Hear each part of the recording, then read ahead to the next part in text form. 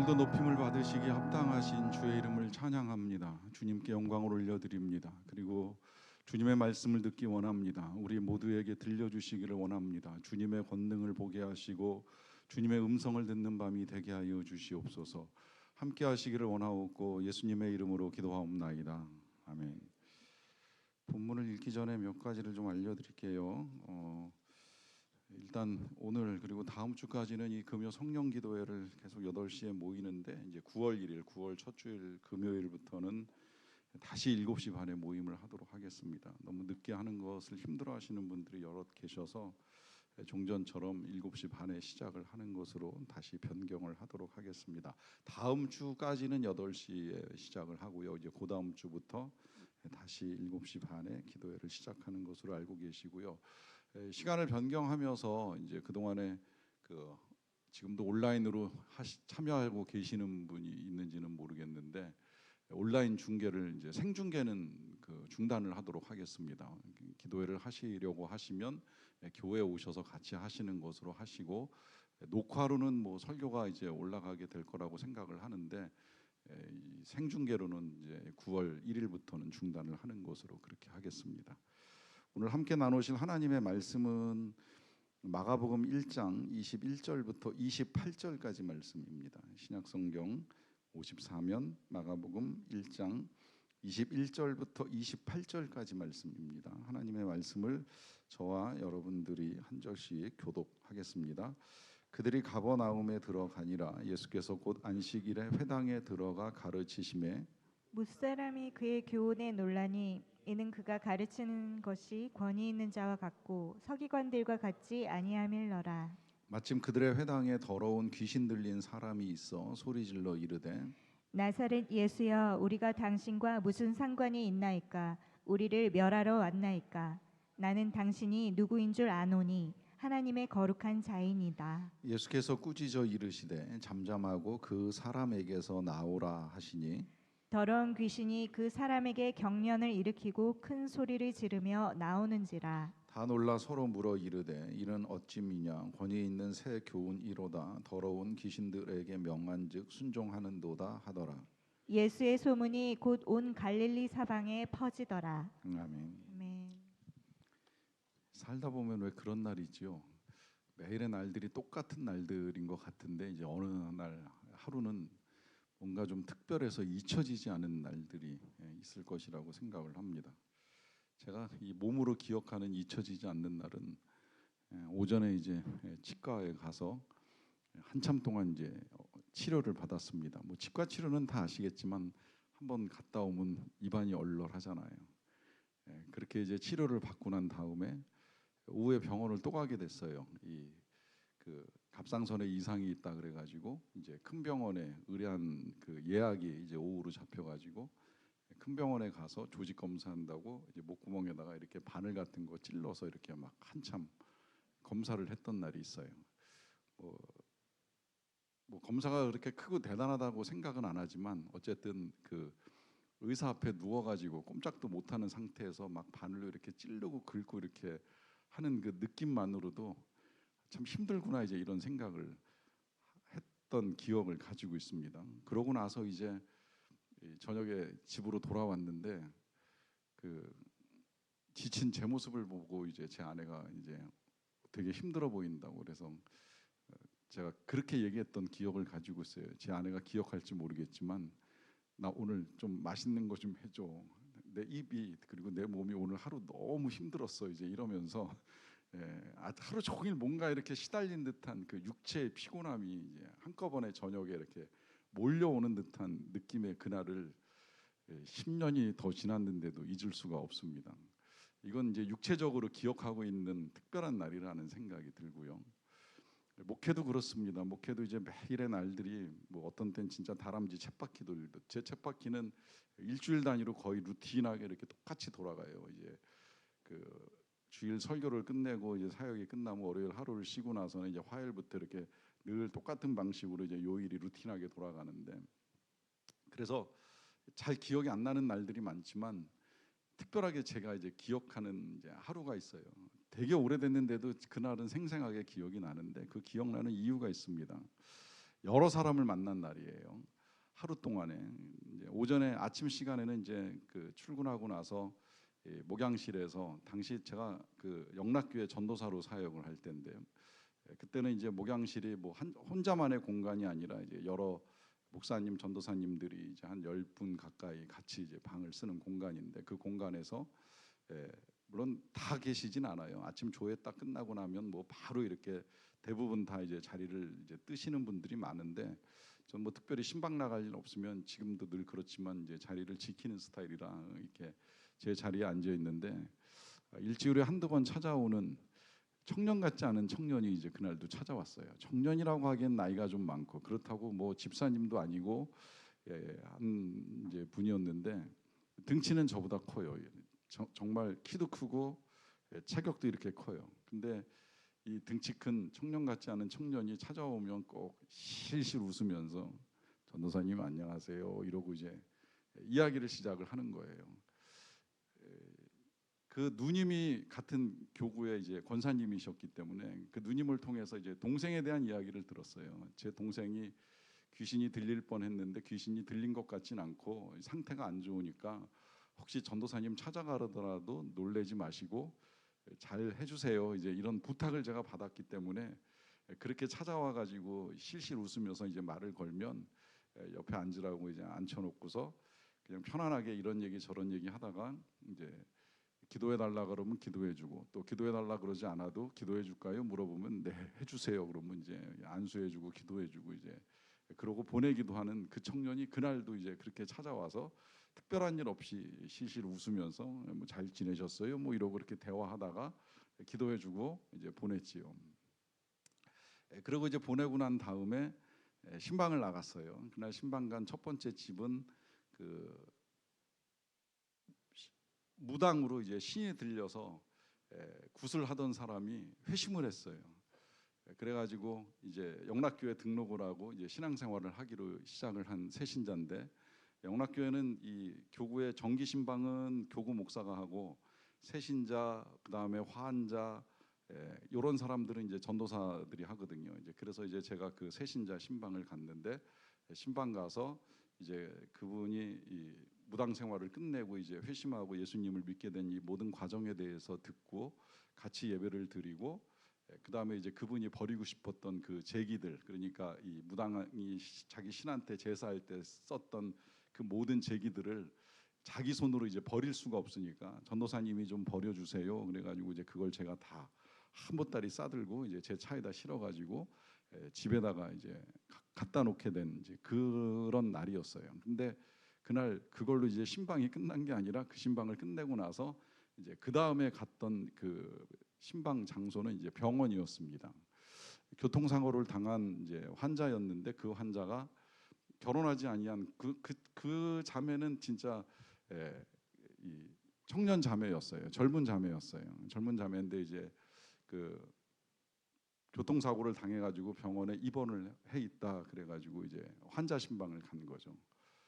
가서 이렇게 그 신방을 하는데 이 환자인 청년 자매의 어머니가 굉장히 이제 무서운 얼굴로, 그러니까 두려움에 떠는 얼굴로 저를 보면서 딸이 좀 이상해요. 도와주세요. 이렇게 말씀을 하시더라고요. 그래서 왜 이상하다고 말씀을 하시느냐 그랬더니 제정신이 아닌 것 같아요. 이렇게 말씀하시더라고요. 그래서 그래요. 그러고서 이제 만나서 이렇게 이야기를 나누는데 제가 봤을 때도 뭔가 좀 이제 이상하다는 느낌이 들었어요. 말을 거는데 말을 안 하고 잘 쳐다도 안 보고 뭔가 이 환자 같지 않은 태도가 이렇게 나와서 정말 이상했죠. 근데 이제 감사하게도 제 느낌이 이거 혹시 귀신 들린 거 아니야? 이제 이런 생각이 들더라고요. 저는 그때 이제 그런 느낌을 가질 수 있는 이유가 있어요. 전 감사하게 제가 이제 어렸을 때 좀 어린 나이에 빨리 경험할 수 있는 두 가지가 있었는데 경험할 땐 진짜 끔찍했어요. 하나는 귀신 들린 사람을 보고 귀신 내쫓는 걸 경험하는 거였고 또 하나는 이제 시체를 보고 시체를 만지는 경험을 하게 됐는데 이 귀신 들린 사람을 시체 이야기 먼저 할까요? 시체는 대학교 1학년 겨울방학 때 확실하게 기억이 나요. 우리 아버지하고 의형제 되신 이 큰아버지라고 일컫는 그분이 갑자기 돌아가시는 바람에 이제 병원에 가서 장례를 치르게 됐는데, 입관하는 날 입관실에 이제 얼떨결에 이게 여러 유가족들과 함께 이렇게 들어갔다가, 이 성질 급한 제가 제일 앞장서서 들어갔다가 갑자기 그 입관하는 사람이 그 학생 그때 저만 청년이었으니까요, 학생 그러면서 이제 저기 열어가지고 그 같이 좀 꺼내자 그러면서 이제 그 처음으로 이제 시체 꺼내면서 시체를 본 거예요. 꺼내는 것까지만 했으면 좋은데 이제 들어서 이쪽 침상 위로 올려야 입관을 하잖아요. 그러니까 이쪽 침상으로 올리는데 그분이 거기 그 다리 좀 붙잡아봐 그러면서 이제 저보고 다리를 잡으라 그래가지고 이제 생전 처음으로 다리를 딱 잡아가지고서 이렇게 꺼내는데 이 느낌이구나 이제 처음 만져봤어요. 그 딱 꺼내고 옮기는 그 순간에 벌써 유가족들은 거의 다 그 안치실에서 떠났더라고요. 어떻게 하다 보니까 이제 그분하고 나하고만 남아가지고, 그때만 해도 이렇게 입관하는 사람이 많지 않아가지고 그분이 들어 그러면 들고 잡어 그러면 잡고 이렇게 하면서 그분하고 같이 이제 1시간을 같이 있었는데, 그러고 진짜 몇 날 며칠 잠잘 때마다 그게 생각이 나서 참 잊어버리기가 되게 힘들었는데, 저는 이게 이제 나중에 목회하면서 도움될 줄은 몰랐어요. 그때 이제 그러고 나니까 그 다음에는 하나도 안 무서워요. 얼마든지 할 수 있을 것 같아요. 뭐 그게 이렇게 힘든 일은 아니구나, 만져보니 그냥 차갑구나, 이제 이 느낌 정도지 뭐 그 자체가 두렵진 않더라고요.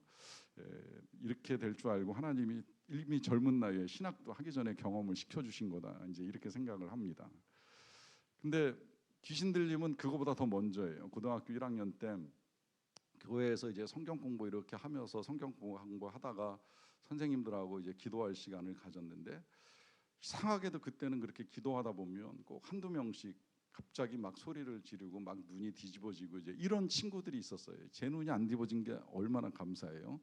그런 친구들이 있으면 이제 선생님이 그냥 붙잡고서 이제 그 친구하고 이렇게 이제 1대1로 맞서서 이 죽기를 하시는데, 그때도 이제 선생님이 야 창준아 이리 와서 얘 팔 좀 잡아 이러면 옆에서 그 친구의 팔을 붙잡아야 돼요. 안 붙잡으면 이 팔에 힘이 그야말로 이 선생님을 완전히 떨어뜨릴 것 같은, 밀어서 날려버릴 것 같은 아주 강력한 힘으로 이 팔을 움직이기 때문에 저하고 다른 친구가 양쪽에서 이렇게 팔을 붙잡으면 선생님은 그 친구의 이제 눈을 까디짓고, 그때 다 배웠어요. 솔직히 그 선생님한테 너 누구니, 어디서 왔니, 무엇이니, 그러고 나서는 이제 바로 예수의 이름으로 명하노니 물러가라. 이 과정을 옆에서 그야말로 이제 견습으로 다 배운 거예요. 이게 또 목회하면서 쓰임 받을 줄을 어찌 알았겠습니까? 그래서 제가 이 병원 신방을 갔을 때 그 자매를 딱 보는 순간 이건 뭔가 상태가 안 좋구나 싶어가지고 배운 그대로 이제 똑같이 이제 물어봤죠. 이름이 뭐냐 이러고 물어봤어요. 그랬더니 그 자매가 이거 설명하면 여러분들이 오늘 밤에 잠 못 잘까봐 설교를 못 하겠네. 그 자매가 전혀 뜻밖의 얼굴로 아주 무서운 눈초리로 이렇게 딱 노려보면서 여자의 목소리 같지 않냐는 목소리로 알 거 없잖아 하면서 소리를 지르는데, 같이 신방을 갔던 권사님 두 분이 그 자매의 얼굴과 목소리를 듣고 그야말로 뒤로 확 물러나서 도망가다시피, 이제 너무 무섭고 끔찍하니까 도망가다시피 이제 뒤로 물러서셨어요. 근데 제가 거기서 같이 물러서면 안 되잖아요.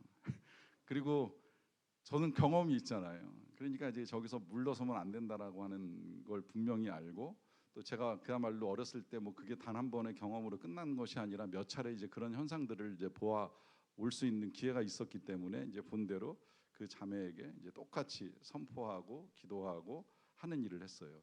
제 기억으로는 그 자매가 이제 지금 오늘 본문에 나와 있는 그대로 몸을 비틀고 소리를 지르는 일이 있었기 때문에 어느 정도 이제 안정을 찾았다라고 하는 확신을 갖고 그 다음에 이제 기도를 해주고 병원을 떠나오기는 했는데, 이게 제가 잊지 못하는 이유가 있어요. 여러분 지금 제가 만난 그날의 새 신방 어떤 상태인지 아시죠? 귀신 들릴 것 같은 사람, 귀신 들렸던 사람, 귀신 들려 있는 사람, 하루에 3종류의 사람을 다 만났습니다. 그날도 집에 와서 넉다운이 됐지요. 하루 종일 그렇게 딱 이렇게 만나고 신방을 하고 나면 안 그래도 이 사람 만나면 에너지 뺏기는 아이 스타일이 아이 MBTI I로 나오는데 이제 그날 무지하게 에너지란 에너지는 다 뺏기고 집에 와서 이제 꼬꾸라지다시피 하루가 이제 끝났던 기억을 가지고 있어요. 자, 지금 이제 이 이야기를 하는 건 이것이 그냥 단순히 제 경험으로 여러분들에게 전달을 하고자 하는 것이 아니라 이런 일들을 우리가 이제 겪어 나갈 때, 근데 사실은 우리는 지금 저는 제 나름대로 이제 이 귀신에 대한 것들을 이제 연구를 하면서 한 가지 이제 확실하게 알게 된 건 뭐냐면 어떤 형태로든 귀신은 자꾸 자신의 모양을 바꾼다. 왜냐하면 귀신에 대한 예수님의 정의 자체가 거짓말장애입니다. 거짓의 압이라고 요한복음 8장 44절에 명확하게 말씀을 하셨잖아요. 그렇기 때문에 이 시대를 따라서 세월을 따라 또 상황에 따라 여건에 따라 귀신은 얼마든지 자기 모습을 바꾸어서 드러내요. 뭐 드러낼 때도 있고 숨길 때도 있어요. 드러내야 될 때는 확실하게 드러내고 숨겨야 될 때는 확실하게 이제 숨기면서 그 모양을 이렇게 자꾸 바꿔가는데, 저는 이제 오늘날에는 그런 모습 우리나라에서 제가 오히려 그거를 지금 이제 고등학교 때 보고 뭐 대학교 때 보고 뭐 전도사 때 봤는데 실제로 목사가 된 이후에 제가 이렇게 생각을 해보면 귀신 들린 사람 얼마나 만났지 생각해보면 거의 기억이 안 나요. 잘 기억을 못 하겠어요. 그러니까 제가 오죽하면 우리나라 이제 귀신이 워낙 교회도 많아지고 신자도 많아지니까 다 떠난 거 아닌가. 옛날 70년대 80년대 제가 지금 이제 80년대 초에 좀 경험을 하고 이제 90년대까지 그런 사역했지만 21세기 들어오면서 대한민국에 이제 귀신이 있나 처음에 이제 그런 생각도 많이 했는데 누군가 그러더라고요.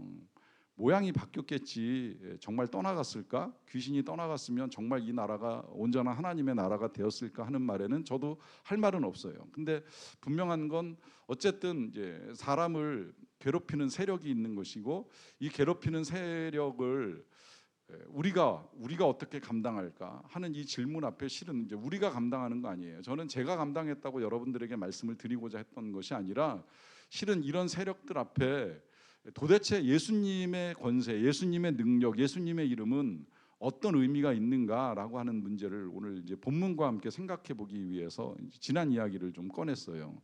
자, 우리 예수님, 저하고 지금 이 마가복음을 통해서 우리 예수님이 하나님의 아들이시고 하나님의 나라를 위하여 이 땅에 오셨다는 말씀을 드렸는데, 자, 이 말씀을 시작한 지가 어느새 보니까 이제 2달이 넘었더라고요. 6월부터 시작을 해가지고 어느새 이제 8월 달이 되어서 우리가 계속 마가복음 1장을 붙들고 있는데, 이 1장 여기까지 오는 동안에 우리가 계속 들었던 건 예수님과 함께 이제 하나님의 나라가 오기 시작한다라고 하는 거였었잖아요. 때가 찼고 하나님의 나라가 가까이 왔으니 회개하고 복음을 믿으라 하는 이 말씀, 그리고 이 하나님 나라를 위해서 우리 예수님이 제자들을 초청하는 것까지가 이제 우리가 지난 시간에 함께 나누었던 말씀이에요. 어떻게 보면 하나님의 나라 말은 계속해 왔지만 실제로 그 하나님의 나라가 도대체 어떻게 나타나는 거야?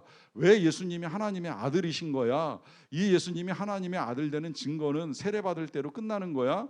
아니면 도대체 예수님을 통하여 임하는 하나님의 나라는 어떻게 진행되는 거야? 라고 하는 이 질문이 이제 어떻게 보면 오늘부터 본격적으로 시작되는 것이 아니겠는가 하는 생각이 드는 거예요. 왜냐하면 예수님이 이제 드디어 제자들을 이끌고, 아직 제자들이 다 모인 건 아니에요. 아직 몇 사람만 데리고 이제 사역을 시작하신 것 같아요. 그 몇 사람을 데리고 이제 예수님이 드디어 회당에 가셔가지고 말씀을 전합니다. 자, 이때 이 회당의 그 풍습 중에 하나가, 일단은 이제 물론 대부분은 이제 회당장이 회당에 있는 모임을 이끌어가긴 하지만, 그러나 이제 누구라도 이 어느 정도 이 성경에 대한 지식과 또 해석의 능력이 있으면 얼마든지 성경을 읽고 해석하는 것이 이제 허락될 수 있는 그런 분위기였다고 합니다. 그러다 보니까 이미 이제 예수님의 소문이 조금씩 퍼져나가기 시작을 하면서 예수님도 어느 안식일에 이 가버나움이라고 하는 곳의 회당에서 말씀을 전할 수 있는 기회를 가지게 된 거예요. 그리고 이제 말씀을 전하고 난 다음에 오늘 본문에 그 반응이 나오는데 22절 말씀입니다. 무사람이 그의 교훈에 놀라니 이는 그가 가르치시는 것이 권위 있는 자와 같고 서기관들과 같지 아니함일러라라고 합니다.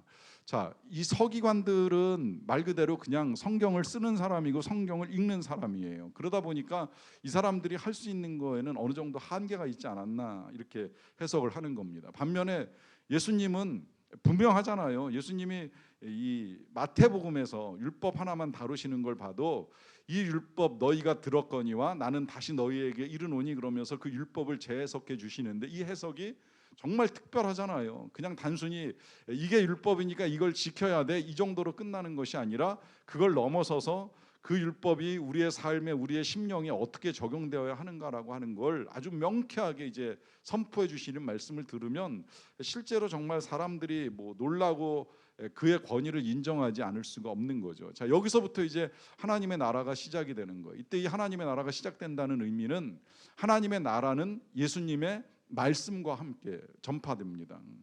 그래서 예수님이 이 행하시는 여러 가지 사역들 가운데 가장 중요한 사역이 전파하는 사역이에요. 가르치는 사역입니다. 왜? 배워야 하나님 나라를 경험하죠. 배워야 하나님 나라를 알잖아요. 하나님 나라가 어떻게 되는지도 모르는데 우리가 어떻게 하나님 나라를 소망하고 기대하고 이루어 가겠어요? 그러니까 예수님이 자꾸 그 하나님의 나라의 원리를 가르쳐 주시는 거예요. 하나님의 나라 한쪽 뺨을 때리면 용서하고 또 한쪽 뺨을 내밀어라. 뭘 달라 그러면 그것뿐만이 아니라 뭐 속옷 달라 그러면 말도 안 되는 걸 지금 달라고 하고 있지만 속옷 아니라 겉옷이라도 줘라. 오리를 가자고 하면 오리 아니라 심리라도 가자. 그래야 친구가 되고 그래야 형제가 되고 그래야 원수를 사랑할 수 있다. 하나님 나라의 원리를 그냥 그대로 선포하고 가르쳐 주시는 거예요. 이 말씀에 하나님 나라가 들어있는 거예요. 하나님 예수님 말씀만 잘 들으면 하나님 나라 하나도 어렵지 않아요. 그냥 그 말씀대로 듣고 믿고 살아가면 내가 하나님 나라의 백성으로 하나님 나라를 이 땅에서부터 경험을 할 수가 있는 거예요. 이게 말씀의 권위고 하나님 나라를 이루는 방식이에요. 그래서 예수님이 다른 어떤 것들을 하시기 전에 제일 먼저 하시는 건 가르쳐 주시는 거예요. 말씀을 전해 주시는 거예요. 그러니까 우리는 끊임없이 잘 들어야 돼요. 예수님께 직접 들으시면 제일 좋아요. 예수님의 말씀을 계속 읽고 해석하시면 제일 좋아요. 예수님이 뭐라고 하시나 듣고 순종하시면 거기서 하나님 나라가 이루어지신다고 믿으면 되는 거예요. 자, 이게 첫 번째고요. 그러고 난 다음에 그 다음에 이제 또 하나 우리 예수님이 하나님의 나라를 보여주시기 위하여 행하신 것이 있는데 그것이 마침 이 회당 안에 더러운 귀신 들린 사람이 한 사람이 있었다라고 하는 겁니다. 이게 참 의아해요. 어떻게 보면 귀신 들린 사람이 회당 안에 들어왔다. 이게 의아하잖아요. 근데 또 생각해 보면 의아할 일도 없는 거예요. 왜? 옛날에 제가 지금 말씀드린 대로 교회 안에 귀신 들린 사람이 오거든요. 교회 안에 그 귀신 들린 사람이 있었어요. 귀신 들렸던 사람도 있고 귀신 들릴 것 같은 사람도 있고 실제로 귀신 들린 사람이 있기 때문에 선생님들이 쫓아내시는 걸 제가 보고 배울 수 있었던 거예요. 그러니까 교회라고 해서 귀신이 없는 건 아니에요. 있을 수 있어요. 자, 문제는 이런 사람이 뭐 어떻게 들어왔느냐, 뭐 그가 어떻게 있을 수 있었느냐가 중요한 게 아니라 이런 사람이 있다라고 한다면 그 사람이 예수님 앞에서 어떻게 되느냐 이거 우리가 오늘 잘 봐야 되거든요. 자, 먼저는 이제 이 사람이 어떤 모습을 보여주는지 24절 보겠습니다. 나사렛 예수여, 우리가 당신과 무슨 상관이 있나이까? 우리를 멸하러 왔나이까? 나는 당신이 누구인지를 아노니 하나님의 거룩한 자니이다. 그래요. 자, 먼저는 이 귀신 들린 사람이 예수님한테 하는 말이에요. 예수님의 이제 출신과 이름을 불렀어요. 자, 여기서부터 이제 참 놀라운 일이 벌어지는 거예요. 이 귀신이 예수님을 알아봅니다. 그 중간에 보시면 나는 당신이 누구인지를 아노니라고 하는 말도 하잖아요. 자, 이런 걸 가지고 뭐라고 이야기해요? 귀신이 귀신같이 한다. 이렇게 이야기하는 거죠. 자, 귀신이니까 여기 지금 사람들은 몰라요. 근데 이 귀신은 귀신같이 아는 거예요. 그야말로 당신은 하나님의 거룩한 자다 그러면 이거 하나님의 아들이 되었던 하나님의 사자가 되었건 하나님이 특별하게 보내셨다는 사실을 알고 있는 거예요. 알고 있다 보니까 이 예수님을 부를 때도 나사렛 예수요, 너 나사렛 출신의 예수라는 이름을 가진 자 아니냐 하는 것까지 정말 정확하게 알고 다 밝힙니다. 그런데 중요한 건 이제 이 귀신이 여기서만 끝나는 것이 아니라 도대체 당신과 내가 무슨 상관이 있나이까라고 하면서 자, 예수님과의 관계에 거리를 두려고 애를 씁니다. 상관없지 않느냐 지금 이렇게 의미이잖아요. 이 표현 자체가. 자, 이거 잘 생각을 해보셔야 돼요. 귀신은 예수님하고 관계 맺는 걸 원치 않아요. 귀신은 예수님하고 거리를 두려고 해요. 왜 그럴까요? 이유가 그 다음에 바로 나오는 거예요. 뭐라고 이야기를 합니까?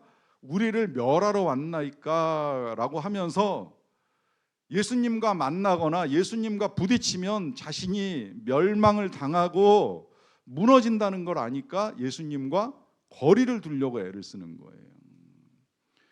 자, 이거 잘 생각해 봐야 되는 원리입니다. 왜냐하면 여러분 정말 예수님하고 가까워지길 원하십니까? 거리를 두고 싶어 합니까? 저는 교회를 다니고 목회를 하면서 가끔은 그런 경우를 볼 때 좀 의아해요. 적당히 예수님과 거리를 두고 싶어하는 사람들을 볼 때예요. 적당히. 왜 그럴까 하는 생각을 하는 거예요. 뭐가 두렵지? 뭐가 무섭지? 아니 오히려 예수님과 함께 있음으로 말미암아 자유롭고 편하고 즐겁고 행복해져야 되는 것이 당연한 것임에도 불구하고 그야말로 적당히 사회적 거리두기 하면서 적당히 믿지 뭐 적당히 따라가지.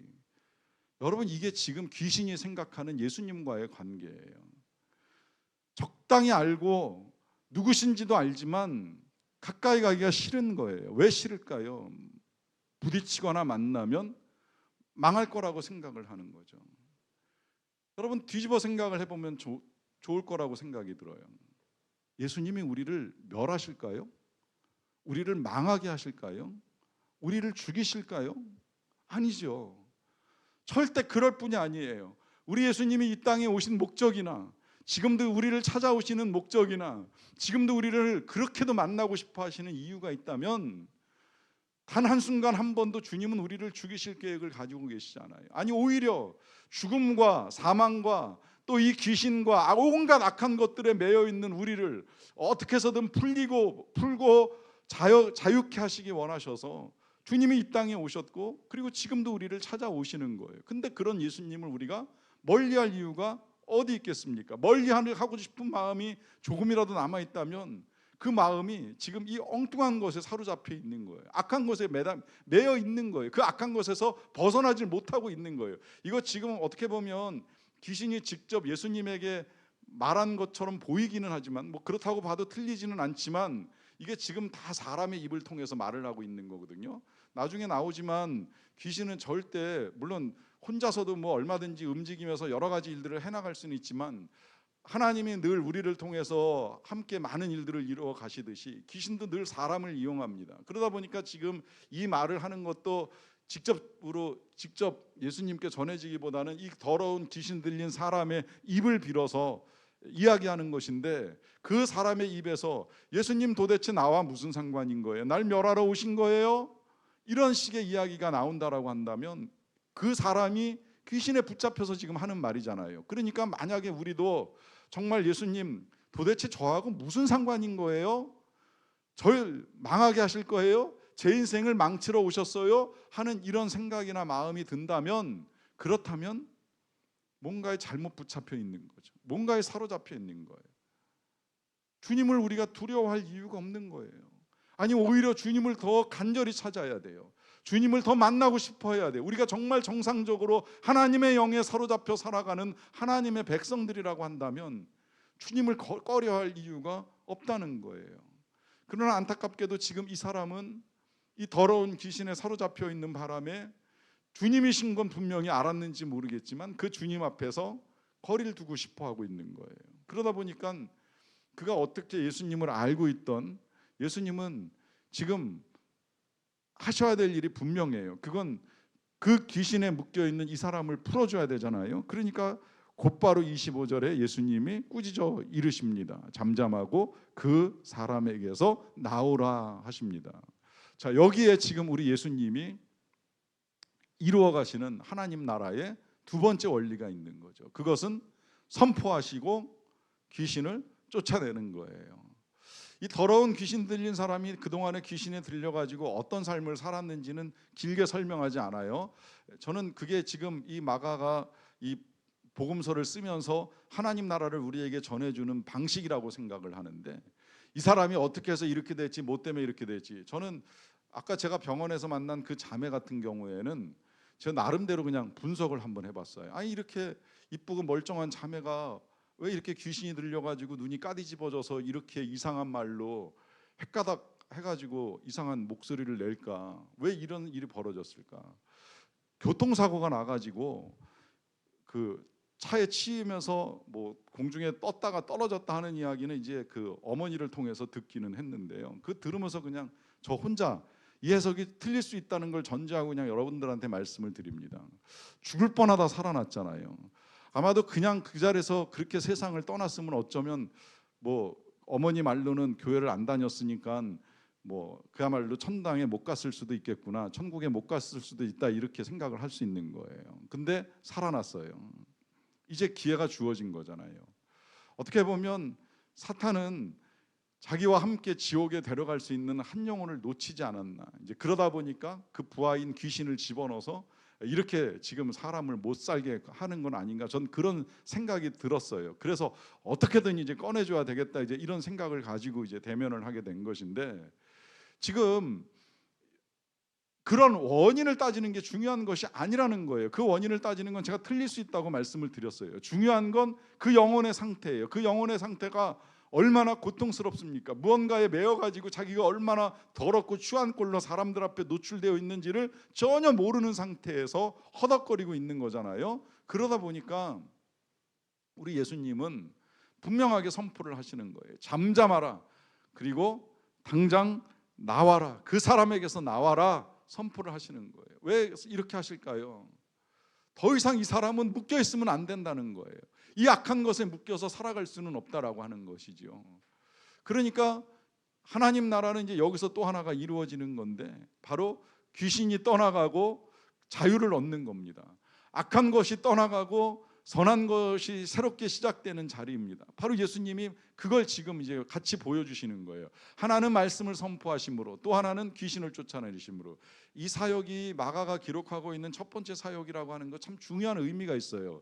하나님의 나라는 물론 이제 병 고치고 치유하는 데서도 이루어지고, 또 배고픈 자가 배부름을 얻는 이 풍성한 잔치자리에서도 이루어지지만, 일단 이 세상의 모든 죄와 악을 불러왔던 귀신이 떠나가고 자유가 이루어지는 이 자리에서 이루어지기 때문에 예수님이 그 두 가지를 먼저 하시는 거예요. 말씀으로 하나님의 나라를 전하시고, 그러고 이제 귀신 들린 사람은 귀신을 쫓아내 줍니다.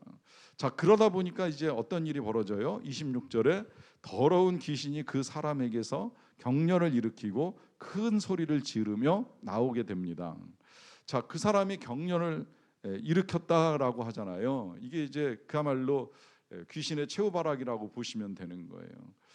왜 그런 거 있잖아요. 그 우리 속담에도 못 먹는 감 찔러나 본다, 이제 이런 말 하잖아요. 먹고 싶었는데 먹을 수가 없어요. 그렇다고 남 주기도 싫으니까 이제 찔러 터트려 가지고 남도 못 먹게 하는 이제 이런 일을 저질러요. 이게 이제 사람이 악해지면 이제 행하는 일이라고 볼 수가 있겠는데, 이것도 다 악한 데서 비롯되는 이제 행위들이에요. 그 악함이 어디에서 오는 거예요? 바로 이 귀신에게서 오는 거잖아요. 그러니까 이 귀신이 지금 어떤 일이 벌어지고 있는 거냐면, 원래 사람의 거처는 집이에요. 주택입니다. 그럼 귀신의 거처는 어디예요? 귀신의 거처는 사람이에요. 생물체예요.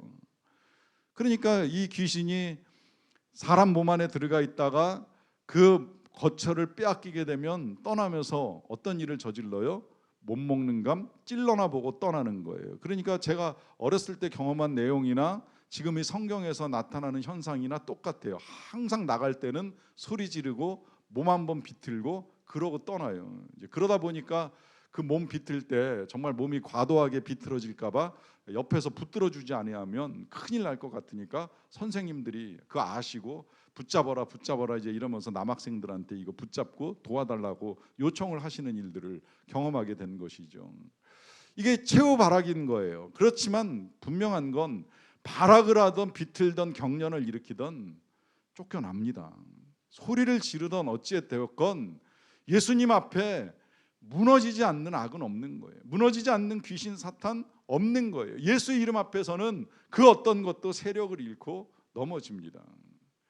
여러분, 이 사실이 정말 중요합니다. 지금은 그렇게 안 보이니까 사람들이 좀 되게 답답해할 때가 있어요.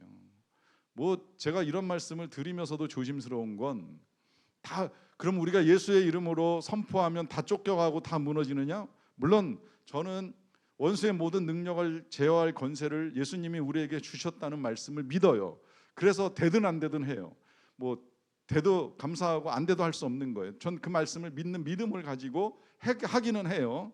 그런데 중요한 건 뭐냐면 그 이름에 권세가 있다는 사실을 사람들이 다 믿지는 않는다는 거예요. 그 권세를 사람들이 믿으면 실은 정말 다 그 이름 앞에 굴복하고 무릎 꿇고 경배하며 영광을 올려 드려야 되잖아요. 근데 정말 다 그렇습니까? 모든 사람들이 그렇습니까? 안 그렇죠. 지금도 이렇게 이 귀한 시간에 나와서 그 이름 높이며 예배하고 경배하며 굴복하는 사람들이 있는 반면에 여전히 이 불금을 보내면서 예수커녕 하나님이 어디 있냐고 소리치면서 자기가 하나님이 그냥 자기 마음대로 이 세상을 주무르고 싶어하는 사람들이 얼마나 허다합니까? 그런데 저는 목회하면서 이런 경험도 되게 감사하게 생각을 해요.